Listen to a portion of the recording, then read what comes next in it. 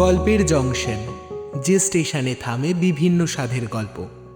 বিভিন্ন স্বাদের গল্প উপভোগ করতে আপনাকে থামতেই হবে গল্পের জংশনে, প্রতি রবিবার ঠিক রাত ৯টায়। গল্পের জংশনে আজ আপনারা শুনবেন বঙ্কিমচন্দ্র চট্টোপাধ্যায়ের লেখা গল্প রাধারানী। গল্পটি প্রথম প্রকাশিত হয় বঙ্গদর্শন পত্রিকায় 1875 সালে। এছাড়াও পরবর্তীকালে বই আকারে প্রকাশিত হয় 1886 সালে। বঙ্কিমচন্দ্র চট্টোপাধ্যায়ের জন্ম 1838 সালের 26শে জুন। রথযাত্রা উপলক্ষে এটি আমাদের বিশেষ নিবেদন। আজকের গল্প পাঠে রূপসা, বালিকা রাধারানীর চরিত্রে অলিভিয়া, রুক্মিণী কুমারের চরিত্রে অর্পণ, সূত্রধর ও কামাখ্যানাথের চরিত্রে আমিরিক।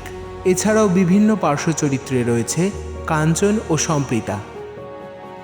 কি গল্পের জংশনে এবার নেমে পড়েছেন তো? তাহলে শুরু করা যাক।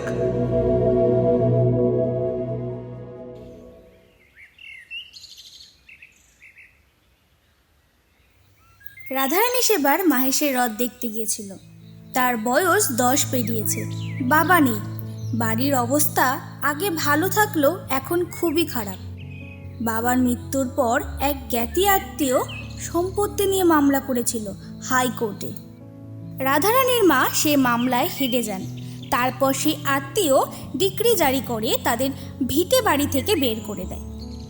প্রায় 10 লক্ষ টাকার সম্পত্তি। ডিক্রিদার প্রায় সব সম্পত্তি কেড়ে নিয়েছিল। নগদ যা ছিল ধার দেনা মেটাতে সব চলে গেল। রাধারানীর মা তার নিজের গয়না বিক্রি করে প্রিভি কাউন্সিলে আবেদন করল, কিন্তু ততদিনে তাদের অন্য সংস্থান ফুরিয়েছে। বিধবা তার ছোট মেয়েকে নিয়ে একটা কুঁড়ে ঘরে আশ্রয় নিলেন। তার এ কাজ সে কাজ করে কোনো রকমে দিন কাটতে লাগলো।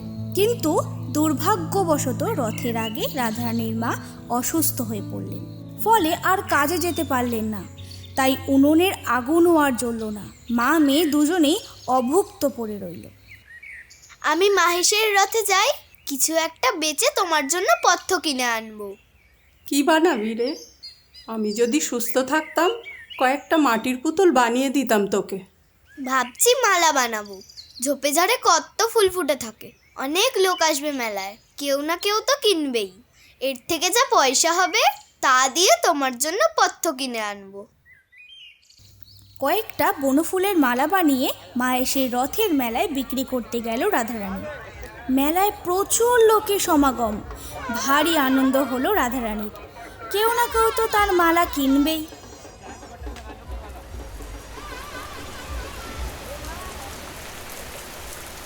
কিন্তু রথের টান অর্ধেক হয়েছে কি হয়নি, হঠাৎ প্রচণ্ড জোরে বৃষ্টি শুরু হলো। জলের তোড়ে মেলা গেল ভেঙে। কেউ আর মালা কিনল না। রাধারানী মনে মনে ভাবল, ইস, আবার বৃষ্টি শুরু হয়ে গেল। বাব্বা, একটু দাঁড়িয়ে যাই।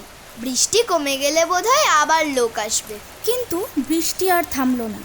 মেলায় লোকও জমল না। ক্রমে সন্ধ্যা হলো। আস্তে আস্তে রাতও বাড়ল। অন্ধকারে ঘিরে গেল চারপাশ। রাধারানী মনের দুঃখে কাঁদতে কাঁদতে বাড়ি ফিরতে লাগলো। অন্ধকারে মাটির রাস্তায় কাদা জমেছিল। বিভিন্ন জায়গায় পিচ্ছিল। তার উপরে মুষলধারে শ্রাবণের ধারা বইছে।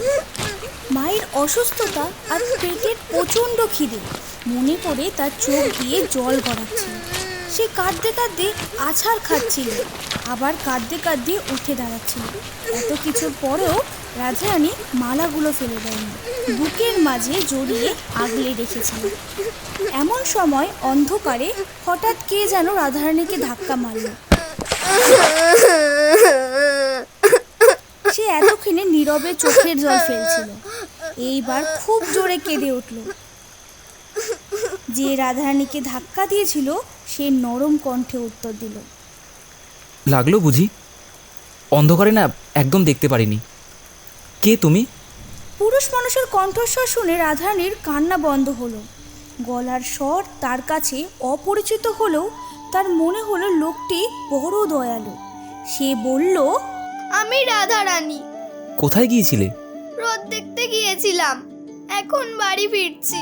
অন্ধকারে বৃষ্টিতে আমি বাড়ির পথ খুঁজে পাচ্ছি না। তোমার বাড়ি কোথায়? শ্রীরামপুর। এসো আমার সঙ্গে এসো, আমিও শ্রীরামপুরই যাব। কোন পাড়ে তোমার বাড়ি আমায় বলে দিও, আমি সেখানে পৌঁছে দেব। শোনো, রাস্তা বড় পিছল, তুমি আমার হাতটা ধরো, নয়তো পড়ে যাবে। এসো, আস্তে আস্তে এসো।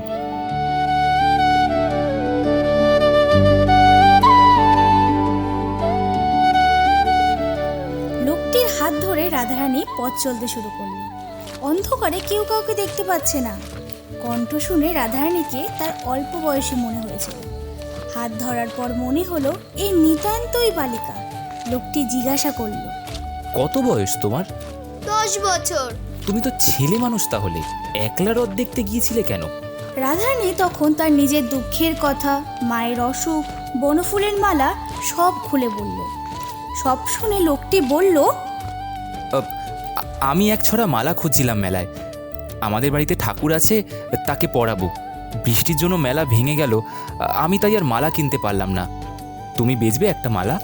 এই প্রস্তাবে রাধারানীর আনন্দ হলো, কিন্তু সে ভেবে দেখল যে লোকটি তাকে এত যত্ন করে বাড়ি পৌঁছে দিচ্ছে, তার থেকে মালার দাম কিভাবে নেবে? এদিকে টাকা না পেলে মায়ের ওষুধ কেনা হবে না। শেষ পর্যন্ত রাধারানী এক ছড়া মালা লোকটির হাতে তুলে দিল। মালার দাম কত? 4 পয়সা। এই নাও, ধরো। এ কেমন পয়সা? এত বড় বড় ঠেকছে কেন? ডবল পয়সা, বুঝতে পারছো না? এটা তো খুব চকচক করছে, তুমি ভুল করে টাকা দিয়ে দাওনি তো? নতুন কলের পয়সা কিনা, তাই চকচক করছে। ঘরে গিয়ে প্রদীপ জেলে যদি দেখি এটা পয়সা নয়, তবে কিন্তু এটা ফিরিয়ে দেব। তোমাকে একটু দাঁড়াতে হবে। আচ্ছা, আমি দাঁড়াবো।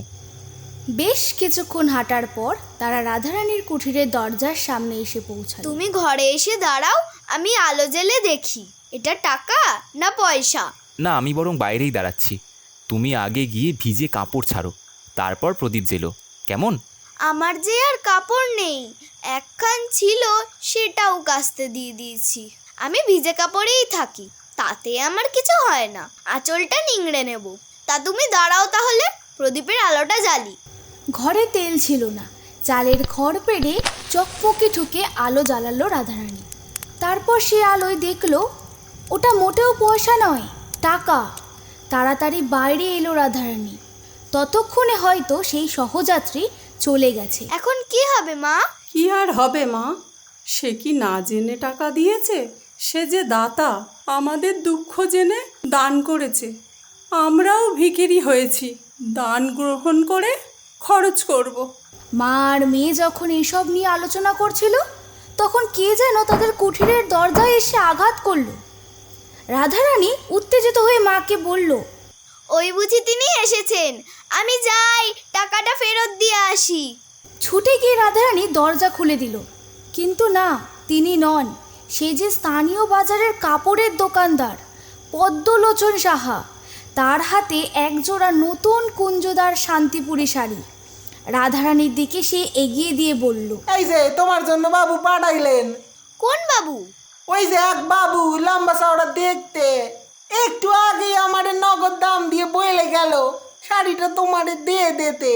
ওমা, সে গো সেই, তিনি কাপড় কিনে পাঠিয়েছেন। হ্যাঁ গা পদ্মলোচন, তুমি কি তাকে চেনো? তোমরা চেনো না? না। ও, আমি ভাবলাম তোমাকে কুটুম্ব বুঝি। আমি তো চিনি নে। দুটো কাপড়ে পদ্মলোচনের কম লাভ হয়নি। 4 টাকার কাপড় 8 টাকা 14.5 আনায় বিক্রি করেছে। কোন বাবু, কি সম্পর্ক তাদের সাথে জেনে কি লাভ? এই ভেবে সে আর কথা না বাড়িয়ে দোকানে ফিরে গেল। রাধারানীও কাপড় রেখে মালা বিক্রির টাকা নিয়ে বাজারে গেল। মায়ের জন্য পথ্য, তেল, আলু, সামান্য চাল ডালও কিনে আনলো। তারপর প্রদীপ জেলে রান্না চাপিয়ে ঘর পরিষ্কার করতে লাগলো। ঝাড় দিতে দিতে বারান্দার পাশে হঠাৎ একটা কাগজ খুঁজে পেল রাধারানী। সেটা হাতে তুলে মাকে জিজ্ঞাসা করলো, এটা কি মা? কাগজটা হাতে নিয়ে মা দেখে বললেন, সে কি, এটা তো একটা নোট। কোথায় পেলি তুই? বারান্দায়। তবে কি তিনি ফেলে গেছেন? হ্যাঁ, তোকেই দিয়ে গেছে। দেখ, এতে তোর নাম লেখা আছে। রাধারানী বড় ঘরের মেয়ে, অক্ষর জ্ঞান কিছু হলেও ছিল। সে পড়ে দেখল সত্যি তার নাম লেখা আছে। এমন লোক কি হয় মা? এত কিছু দিয়ে গেল আমাকে। দেখ, নোটে তার নাম লেখা আছে, যাতে কেউ চোরা নোট না বলতে পারে। হ্যাঁ তাই তো, রুক্মিণী কুমার রায়। পরদিন রাধারানী ও তার মা রুক্মিণী কুমারের অনেক খোঁজাখুঁজি করলো, কিন্তু শ্রীরামপুর ও তার আশেপাশে এই নামের কাউকে খুঁজে পাওয়া গেল না। নোটখানা যদিও তারা ভাঙালো না, যত্ন করে তুলে রাখলো। অবস্থার মার প্যাচে মা মেয়ে দুজনের জীবনে দারিদ্র্য নেমে এসেছিল, এ কথা সত্যি, কিন্তু তারা লোভী ছিল না।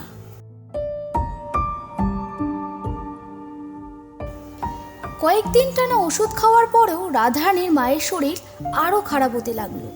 একসময় তিনি যথেষ্ট বড় ঘরের বউ ছিলেন, এখন তার জীবনে অপরিসীম দারিদ্র্য। তার জীবনের মানসিক আর শারীরিক যন্ত্রণা আর সহ্য হচ্ছিল না। রোগ ক্রমে বৃদ্ধি পেতে পেতে চূড়ান্ত অবস্থায় পৌঁছালো। এমন সময় তার উকিল কামাক্ষানাথ বাবু তার সঙ্গে দেখা করতে এলেন। কামাক্ষানাথ বাবু বললেন, বৌঠান, বিলেত থেকে খবর এসেছে, প্রিভি কাউন্সিল আপনার পক্ষে রায় দিয়েছেন। সমস্ত সম্পত্তি, আদালতের খরচ সব ফেরত দেওয়া হবে আপনাকে। ঘোর দুর্দিনে এমন খবর শুনে রাধারানীর মা অঝরে কেঁদে ফেললেন। একটা দীর্ঘশ্বাস ফেলে কামাক্ষা বাবুকে বললেন, যে প্রদীপ নিভে গেছে তাতে তেল দিয়ে আর কি হবে? আমি আর বেশি দিন বাঁচবো না জানি। এইটুকুই যা সুখ পেলাম, আমার রাধাকে আর অনাহারে থাকতে হবে না। কিন্তু ও তো ছেলে মানুষ, এত সম্পত্তি রক্ষা করতে পারবে না। আপনি আমার ভরসা, আমায় আপনি কথা দিন, আপনি ওকে দেখে রাখবেন। যাওয়ার আগে এইটুকু ভিক্ষা চাইছি আপনার কাছে। কামাক্ষানাথ বাবু রাধার বাবার বন্ধু ছিলেন। যখন বন্ধুর স্ত্রীর জীবনে দুর্যোগ নেমে এসেছিল, সেই সময় তিনি চেয়েছিলেন যতদিন না মামলার সঠিক সমাধান হচ্ছে, মা ও মেয়ে যেন তার বাড়িতে আশ্রয় নেয়। কিন্তু রাধারানীর মা রাজি হননি। কামাক্ষানাথ বাবু কিছু আর্থিক সাহায্য করতে চাইছিলেন, সেটাও গ্রহণ করেননি রাধার মা। রুক্মিণী কুমারের দান গ্রহণই মা মেয়ের জীবনের প্রথম ও শেষ দান গ্রহণ। কামাক্ষানাথ বাবু এতদিনে বুঝতে পারেননি বন্ধুর কন্যা ও স্ত্রীর দুর্দশা কতখানি বেড়েছে। আজ এসে নিজের চোখে সমস্ত দেখে অত্যন্ত কাতর হয়ে পড়লেন। রাধারানীর মা যে তার কাছে এই ভিক্ষে চাইছেন তা সহ্য হলো না। তিনি বললেন, আপনি যা বলবেন আমি তাই করব বৌঠান। আপনার যা যা লাগবে আমাকে বলুন। আমি সন্ধ্যার পথযাত্রী, আমার আর কিচ্ছু লাগবে না। আপনি আমার শ্বশুরের সম্পত্তি উদ্ধার করে দিয়েছেন, এতেই আমি চিরকৃতজ্ঞ থাকব। রাধাকে আপনি দেখবেন, তাকে মেয়ের মতো রক্ষা করবেন, এইটুকুই আমার ভিক্ষে। আপনি রাজি হলে আমি সুখে মরতে পারি। বলুন, দেখবেন তো আমার মেয়েকে? আমি জল ছুঁয়ে প্রতিজ্ঞা করছি বৌঠান, রাধামাকে আমি আমার মেয়ের চেয়েও বেশি যত্নে রাখব। আপনি বিশ্বাস রাখুন আমার উপর। কামাক্ষানাথের কথা শুনে আহ্লাদে হাসি ফুটল মৃত্যু পদযাত্রী বিধবার মুখে। ওই উজ্জ্বল হাসি দেখে উকিল কামাক্ষানাথ বাবু বুঝলেন সময় ঘনিয়ে এসেছে। তিনি বললেন, জানি না কেন সেবার আপনি আমার অনুরোধ রাখেননি। আমি আবার বলছি, যতদিন না সমস্ত সম্পত্তির উদ্ধার হচ্ছে, আপনারা আমার বাড়িতে চলুন। রাধারানীর মা আত্ম অহংকারের কারণে আগেরবার তার অনুরোধ অস্বীকার করেছিলেন। দুঃখের দিনে তিনি অন্য কারোর বোঝা হতে চাননি। আজ তার দারিদ্র্য নেই, ফলে তিনি আর না করলেন না। কামাক্ষা বাবুও রাধারানী ও তার মাকে সযত্নে নিজের বাড়ি নিয়ে গেলেন। কলকাতা থেকে ডাক্তার আনা হলো, রাত দিন চিকিৎসা চলল রাধারানীর মার, তবু শেষ রক্ষা আর হলো না। এক ভোরে যখন রাধারানী পুজোর ফুল তুলতে ব্যস্ত, তার অকাল বিধবা মা ইহলোকের মায়া ত্যাগ করলেন। সমস্ত জগতে রাধারানীর আপন বলে আর কেউ রইল না। মাস কয়েক পর কামাক্ষা বাবু রাধারানীকে ডেকে বললেন, মা, তোমার সমস্ত সম্পত্তি আমি ফেরত আনতে পেরেছি।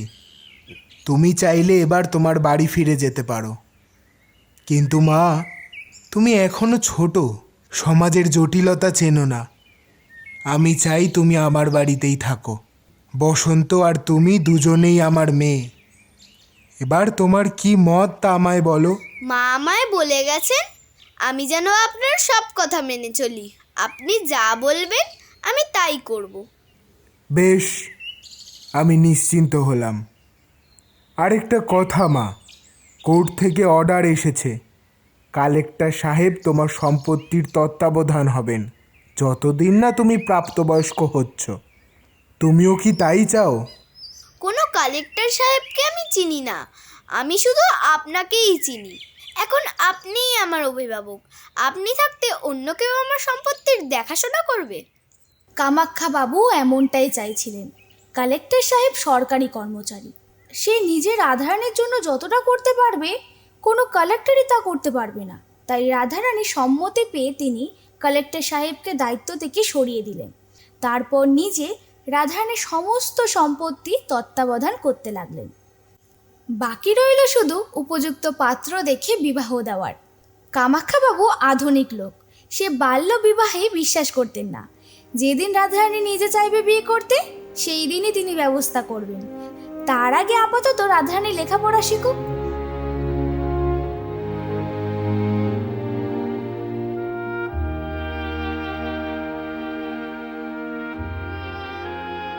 পাঁচ বছর কেটে গেল। এবার কালের দেবী যখন আবার মুখ তুলে তাকালেন কামাখ্যাবাবুর দিকে, ততদিনে রাধারানীর বয়স 16 পেরিয়েছে। প্রথম যৌবনের স্নিগ্ধতা ঘিরে ধরেছে তার সর্বাঙ্গে। এইবার রাধারানীর বিয়ে দেওয়া যায়। এইবার কামাখ্যাবাবু বসন্ত কুমারীকে ডাকলেন। বসন্ত এখন রাধারানীর সবচেয়ে প্রিয় সখী। কামাখ্যাবাবু বললেন, বসন্ত, মা আমি এবার ঠিক করেছি রাধারানীর বিয়ে দেব। তুমি একবার ওর কাছে জিজ্ঞাসা করে দেখো ও রাজি কিনা। বসন্ত সলজ্জে মৃদু হেসে বলল, তোমার কথার ওপর রাধা কখনো না করবে না বাবা, কিন্তু রাধার পছন্দের পাত্র তুমি খুঁজে পাবে না। কেন? বসন্তের চেহারা লাল হয়ে গেল লজ্জায়। বাবার সঙ্গে কিভাবে এসব কথা আলোচনা করবে, অথচ বাবাকে না জানালেও নয়। সে নরম কণ্ঠে বাবাকে বলল, রুক্মিণী কুমার রায় নামে তুমি কাউকে চেনো? না তো। কেন মা? রাধা বলেছে ও রুক্মিণী কুমারকে ছাড়া আর কাউকে বিয়ে করবে না। সে কি, রাধা মা তো বাড়ির বাইরে বেরোই না। তাহলে রুক্মিণী কুমারের সঙ্গে তার পরিচয় হলো কিভাবে? বসন্ত মাথা নিচু করে হাসল। তারপর মাহেশের রথের মেলাটির সমস্ত কাহিনী বাবার কাছে খুলে বলল। সব শুনে কামাখ্যানাথ বাবু বললেন, রুক্মিণী কুমার মহৎ পুরুষ, তাতে কোনো সন্দেহ নেই। কিন্তু তুমি রাধামাকে বুঝিয়ে বলো সে একটা ভ্রমের মধ্যে আছে। বিয়ের সাথে কৃতজ্ঞতাবোধের কোনো সম্পর্কই নেই। রুক্মিণী কুমার যা করেছিলেন তাতে রাধারানীর উচিত আজীবন তার প্রতি কৃতজ্ঞ থাকা। যদি কখনো সুযোগ পাওয়া যায় তবে তার উপকার করা। কিন্তু বিয়ে তো এমনভাবে হয় না মা। তাছাড়া তিনি কোন জাত, কত বয়স তা আমরা কেউ জানি না। হতেই পারে তিনি বিবাহিত। তাছাড়া রুক্মিণী কুমারও যে রাধারানীকে বিবাহ করবে এমন তো কোনো সম্ভাবনাও নেই। সম্ভাবনা নেই তা রাধা জানে, কিন্তু সেই রাতের পর থেকেই সে মনে মনে রুক্মিণী কুমারের একটা প্রতিমা গড়ে নিয়েছে। সবাই যেমন দেবতাকে পুজো করে, রাধাও তেমন রুক্মিণী কুমারকে মনে মনে পুজো করে। 5 বছর হলো ও আমাদের বাড়িতে এসেছে, কিন্তু এমন কোনো দিন নেই যেদিন ও আমাকে রুক্মিণী কুমারের গল্প বলেনি। বাবা, অন্য কারোর সাথে বিয়ে দিলে রাধা সুখী হবে না। বুঝলাম মা, ঠিক আছে, দেখি খোঁজ করে রুক্মিণী কুমারকে পাওয়া যায় কি না, কিন্তু আমি এতে রাজি নই।